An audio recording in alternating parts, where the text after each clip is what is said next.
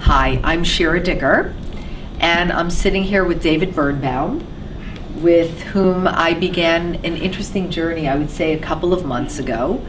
I am a writer. I am a blogger. I write fiction. I'm a graduate of Columbia University Graduate School of Journalism. I'm also a publicist, and I work on projects at the nexus of culture and religion.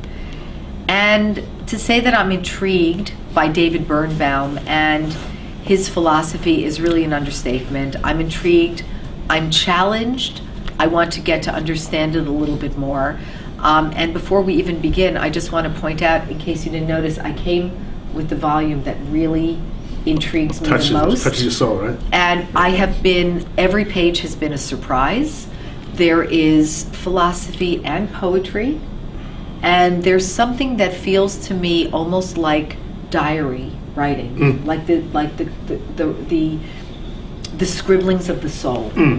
And so what I would like to do is begin by asking David to give an introduction to his philosophy, to the quest for potential. And I'll also just start by saying one of the reasons I'm here is because even before I began to unpack and get to understand David's philosophy, something zapped me with the power of revelation and truth. And I believe that there are things that we know on a visceral and immediate intuitive level before we even understand on an intellectual level. Correct. So having that as an introduction, I would like, David, for you to begin to explain the overarching philosophy behind this series.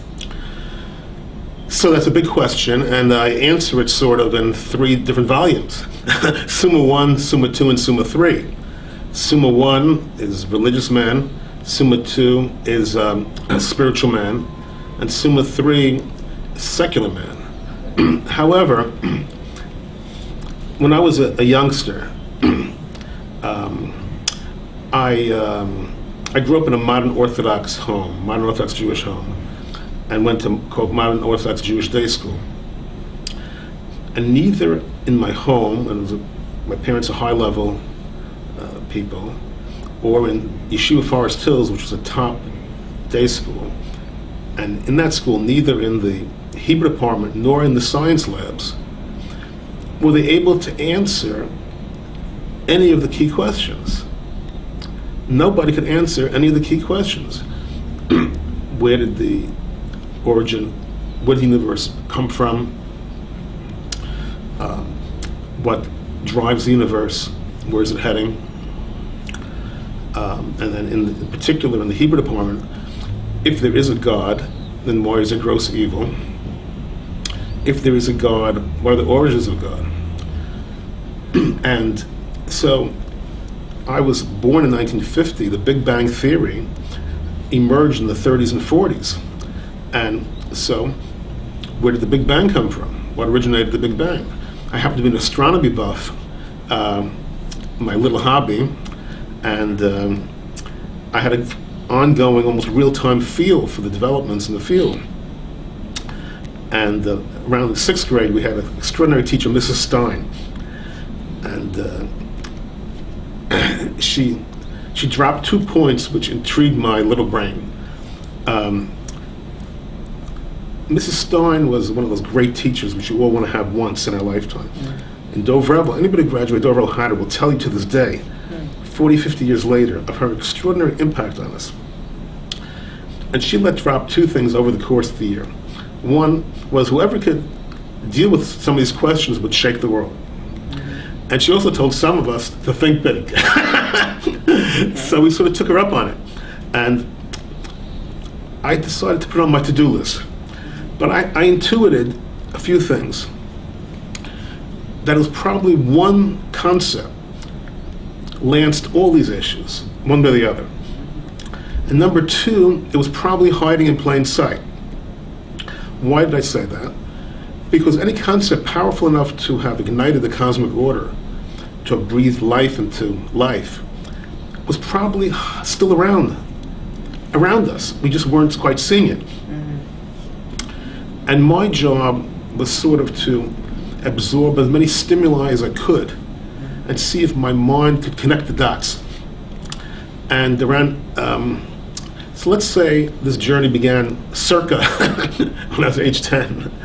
And roughly when I was age 32, I know exactly, January 1982, I had that little eureka moment, and I realized one concept, infinite potential, might lance all these issues simultaneously. And I subsequently, over the decades, wrote these 3 volumes. Okay. Is that a fair answer? That's a fair answer. So let me take a step back, because this is all very interesting. Right. So I'll reveal the following. So we are 10 years apart. I don't know exactly when your birthday is, but I was born in 1960. Okay. I'm going to guess your upbringing was modern Orthodox, something like that. Mine was conservative. Right. At the nexus, though, of Orthodox practice, but conservative theology. Right, right. And very interestingly, issues having to do, the metaphysical issues, were raised and were discussed. So the first thing I want to ask you, and I may know the answer, but I want to hear you speak a little bit more about this, is why do you think, because I've heard this from other people, married to somebody from this kind of background, why do you think there may have been an unwillingness or discomfort to raise issues of the metaphysical within contemporary Orthodox? Then or now? Then. Well, in general, people don't like to raise issues where they don't have an answer. I think people knew they had no answer. There was no answer on the table. So I know I was afraid to frontally ask my father or my mother the question, because I knew they had no answer. And I would really harass the youth directors in my synagogue. I would beat them up, one after the other, because I didn't have to hold my punches. And I would gently broach it with the rabbinics and teachers.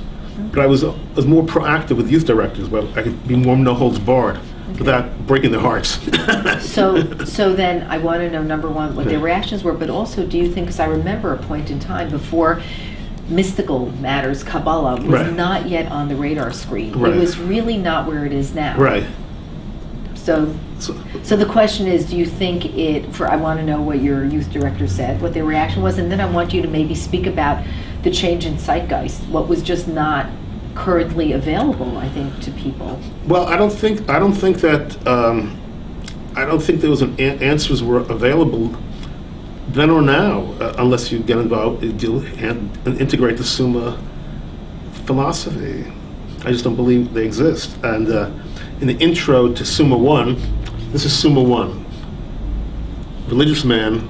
It was originally titled God and Evil. And I do a survey of the responses over the centuries to the problem of evil. And I elucidate the weaknesses in them. And that section is considered a pretty comprehensive section by many people. So you can't answer if you don't have the answer. Now,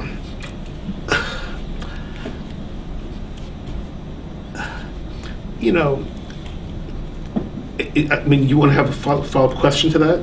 You want a follow-up question to that? Well, I want to know, because it's my perception. It's my perception that things have changed in the intervening years. Things have that. For instance, I just came back from Limud, where you have quite a lot of conversation about ultimate issues, metaphysical issues, underneath an Orthodox rubric. Okay, so you have more conversation. Thank God. And of course, Limud is an extraordinary group, as we know. And Judaism in general is a quest for truth. Over the centuries, Jews have always sought truth. My view of the chessboard is that I've given you a solution on a silver platter. Why don't you take a taste? And I'm aware that in Jewish circles, people like the solution to come from a very profoundly spiritual entity, Allah Heschel, etc. And his words are treated, with reverence, etc. And of course, I respect the Heschel types. But people should remember, anyone who has a stature of Heschel is basically playing by the rules. To have gotten to that stature. But anyone who plays by the rules is not going to solve these issues. That's the conundrum. So I don't play by the rules, although I'm respectful of the rules, but I'm clear that I don't play by the rules, and therefore I'm able to deal with the issues frontally. First, you have to be able to frankly state a problem in general in life. You have to accept the problem before you can get to a solution. If you don't accept it as a problem, you can't get to a solution in general, whether it's interpersonal, military, financial. So, now, I'm not saying that I solve all the issues of religion. I think religion is an option, just to be clear. I mean, I walk the walk. I attend modern Orthodox and conservative synagogues, and my kids were brought up modern Orthodox and remain modern Orthodox. So I walk the walk, but intellectually, and in my writings, I present religion as a viable option, legitimate, valid option. Historically, most people who write metaphysics take one of the other viewpoints. Either religion is great or religion is terrible. It's rare that someone says it works, but it's optional. That's my position, which is sort of a dangerous position, because you don't have a built-in constituency to give you added firepower. Okay, so I want to scroll back now. So let's get back to the little David with the youth directors. You're challenging them. You're driving them crazy. Exactly. This kid, what's he doing? He has these questions, but maybe some of them are engaging, and maybe I'm going to guess some of them actually thought, "Wow, what a really unusual, bright little kid." Well, whatever. Yeah. You nurtured this theory. You've developed it. Tell me about the first time that when you began to, I have to use the word codify it, right? When you began to think, to organize it into, it was kicking around in your mind, okay? Okay, so originally I focused on theodicy, which is classic question. If there is a God who's all-powerful and all-merciful, why is there gross evil? This is a classic question, and it's used as one of the major attacks on religion. How can you believe in God if you have this gaping problem? There's a twin problem, which is called theogony, which is where did this, so to speak, eternal God come from? Yes, we understand you say God is eternal, very nice, but where does eternal God come from? It's sort of a twin question to it. One could easily conjecture the answer to one might be the answer to the other. But my main focus was theodicy, hoping. I felt that if I had a potential solution, it should solve both. If it solved both, then I could actually invest in the theory. So, and I was looking for a concept which was sort of in plain sight, but not with some concept I could turbocharge. I mean, there's no concept in plain sight which is igniting cosmos. That's unrealistic. But maybe there was a gentle concept floating around in our daily lives which, if it was turbocharged or pivoted, could conceivably, if taking a step back, have mega power to it. So finally, I was actually on the beach in Barbados with my wife at the time, Sharon, and I was walking along the beach myself, and it sort of hit me. Okay, potential would potentially solve both these problems. How is that? If potential is at the core of the universe, at the core of the divine might have to withdraw to allow man his own potential. Of course, I expand in a book, but that's the guts of it. Right. And if potential is at the core of the universe, one can make a case that potential is eternal. If potential is eternal, and potential is at the core of the divine, then we have the 1-2 step. The divine is eternal because the core of divine is potential. Okay. And since potential is eternal, the divine is eternal. And since the core of divine is potential, the divine cannot interfere too much with potential because it would be like cosmic suicide. Therefore, the divine has to give us space and autonomy and privacy because the potential is the core of the universe. You can play with these terms and phrases more, but you got the basic drift. I realized there was room to maneuver to play with these concepts. So I walked back to my wife and I say, Sharon, I think I just cracked the cosmic code, and I got the look, Yeah. Great. but anyway, so and then I went back to New York to check the encyclopedias to see if anyone had used the word potential prior. And that was a big moment for me. We didn't have Google then to check Google. Okay. I went to about 5 or 8 big libraries and got out the big encyclopedias, went through the table of contents and the indexes, and nobody had used it. And so I figured I had a basis for investigation. And I worked on it for about 6 months, an outline. And my big moment was I called in Larry Schiffman, who subsequently became very famous in Jewish history, to look at the 3-page outline. So it was a big moment. I said, "What do you think?" So he said he read it quickly. I don't think he even took his coat off. And he said, "It's original, it's powerful, it's neo-Kabbalistic. I'm gonna help you get it published." Yeah. And so about 6 years later, it was published. And then from there. But you do need a Larry Schiffman entering your life, to make things happen. Sure. And he's been on board over the decades, actually.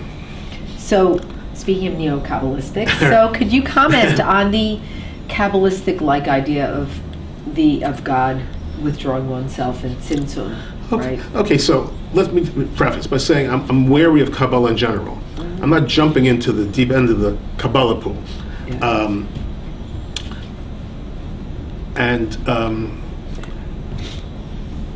I'm very wary of the centerpiece Kabbalistic book, the Zohar. I'm extremely wary of it. I would not quote from that book. Okay. That being said, there's a substream of Kabbalah called Lurianic Kabbalah, and which has its own special feel to it. And now, this of course is a very big question, but I deal with the beginning of Kabbalah has a beginning, a middle, and an end to it. And so does my theory. Can I expand a little bit about it? Please. Yeah.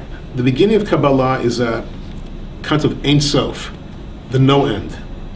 And remember, my beginning concept is infinite potential.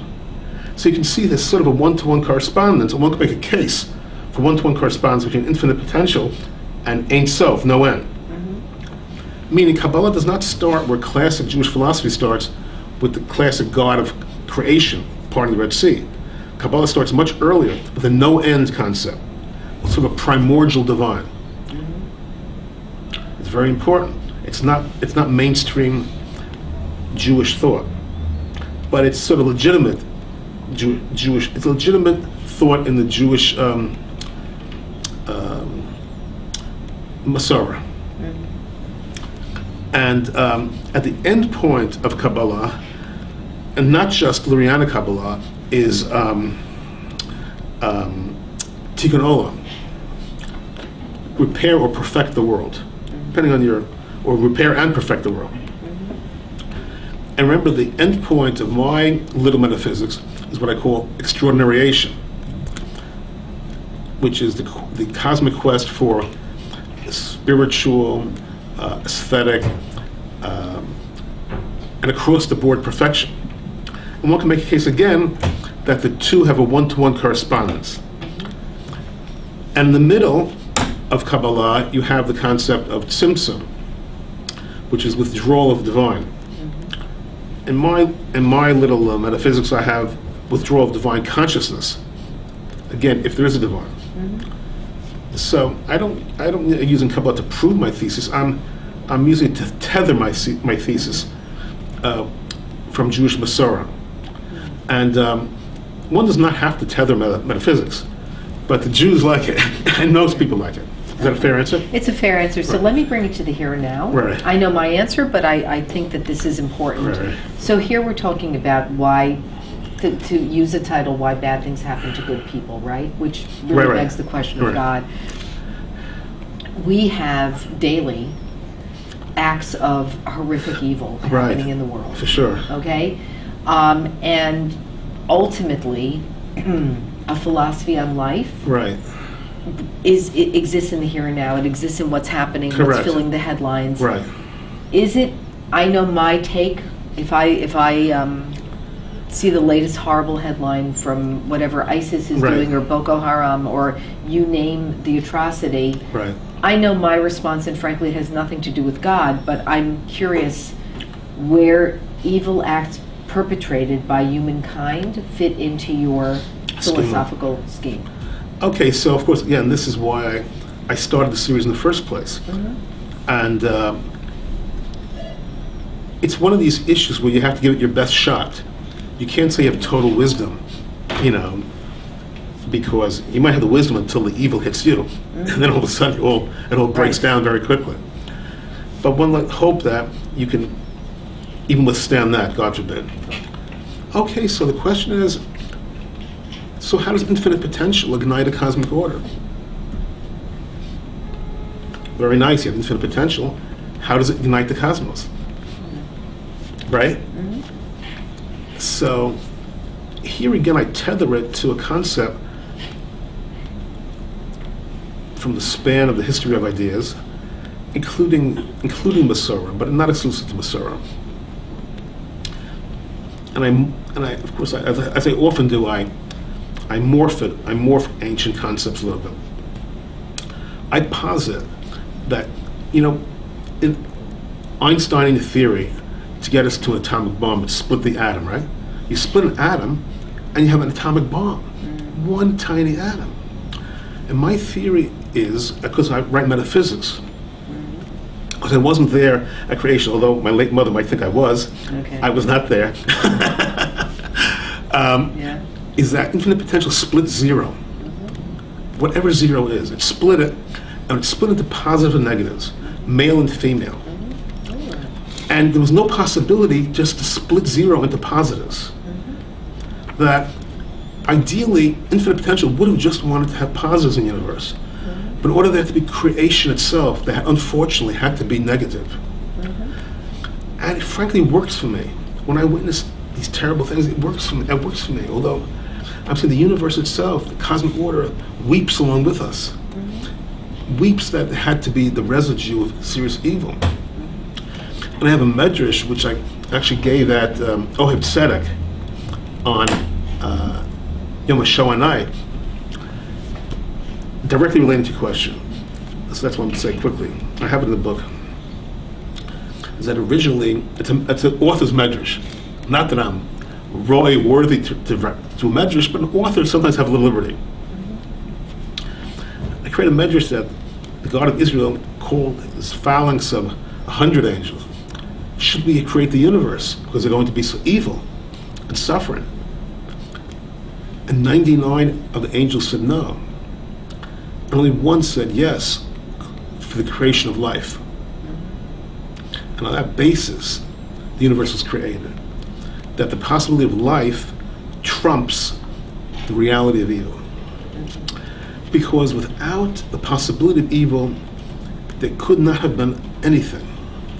And on some level, it was not just a decision back then. On some level, I posit that we all made the decision, all of us, somehow cumulatively, somehow retroactively, that cumulatively we decided we're going to go with it, in spite of the strain of evil. Okay, no, that's good.